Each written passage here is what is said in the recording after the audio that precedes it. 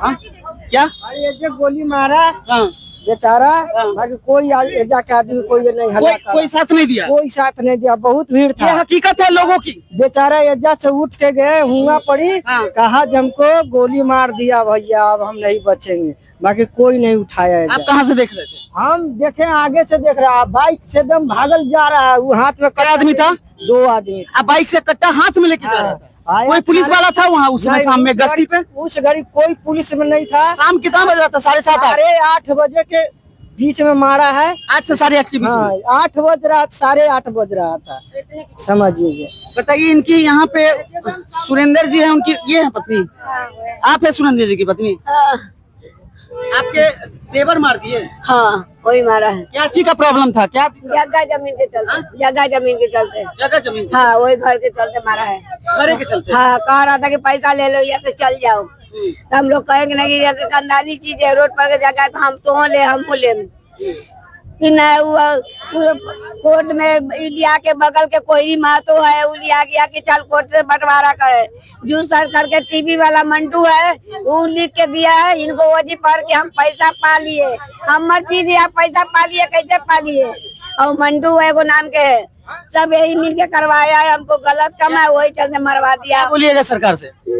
सरकार से कहेंगे कि अब हमारा घर है, हमारा मर्द चल गया, अब हमारा बेटा नाम है, घर करवा दो और उसको सजा दिया जो दोनों को। अभी वो लोग भागा हुआ है? हाँ, सब भागा हुआ बाले बच्चे हैं। आप लोग जानते थे इनके झगड़ा का? हम लोग तो आए हैं नहीं, हम लोग तो माइके से इनकर आए। माइक से आए हैं? माइके से आए हैं? सब नैयर के मर्द हैं। हाँ, यहाँ कोई साथ नहीं देता, सब उसी के साथ देता, 2 नंबर के उसी के साथ देता। हमारा आपके पति के साथ कोई नहीं देता? कोई नहीं देता था। हम सीधा साधा हम लोग कमाते खाते, होने दुकान था, रोज लड़ता था, रोज गाड़ी घर पर हुआ मैंने चला है, इन्हें चला। जब नहीं रहे तो सब लोग आ गए? हाँ, देखने आगे चल, कोई नहीं, कोई नहीं आया फिर सब कोई देखने भी रहते। पहले भी धमकी देता था वो लोग? हाँ, धमकी दिया है। एक बार गंगा जी में डलवावे आदमी लगवा दिया तो वो गरीब बच के मेरा मर्दाना। पुलिस में आप लोग काहे नहीं गए थे पहले? पुलिस दिखा नहीं लेता, केस समझाते हैं तो। थाना नहीं लेता? नहीं, हम लोग के केस नहीं लेता, भगा गए थे देता। आप? थाना में गए थे? गए हैं, 2-3 बार गए हैं, होकर केस ले लेता है, बना देता। मतलब उसका क्या नाम है आपके भाई? निरंजन कुमार। कंचन देवी रात भर रहता थाना में, आपका केस बना था मर्दाना पर। आपके पति का नाम क्या था? सुरेंद्र शाह। सुरेंद्र शाह? आप सुरेंद्र शाह जी का केस नहीं लेता था? नहीं, हम जाते थे तो नहीं लेते थे, कहता था कोर्ट लाली से लड़ाई हुआ, जाइए जाइए जाइए। वोट लाली से लड़ाई हुआ? हाँ, वो वोट दिन भर रंग के बैठा रहता था दुकान पर सीधे वोट लाली से थाना में। मतलब आपकी देवरानी जाती थी थाना में, उनको वोट लाली बोला जाता? हाँ, थाना वाला बोलता था? हाँ, हम जाते थे तो यही बात करते, वोट लाली से झगड़ा हुआ है, तो उसका केस नहीं लेंगे? ओकर केस ले लेता, हमार केस नहीं लेता है। वो कहेगा जे सुनेगा थाना। अगर अभी केस लिए होते तो इस तरह का वारदात नहीं होता? नहीं होता। मतलब पुलिस अगर केस लिया रहता तो डर के मारे मारता तो नहीं कम से कम? बॉन्ड लिखाया था कि जब झगड़ा करेगा तो 4 जेल में जाएगा। तो कहा कुछ दिखा थाना वाला किया नहीं किया, 10,000 रुपया डरवा लिया दुकाने से कि थाना से बॉन्ड लिखा दिया।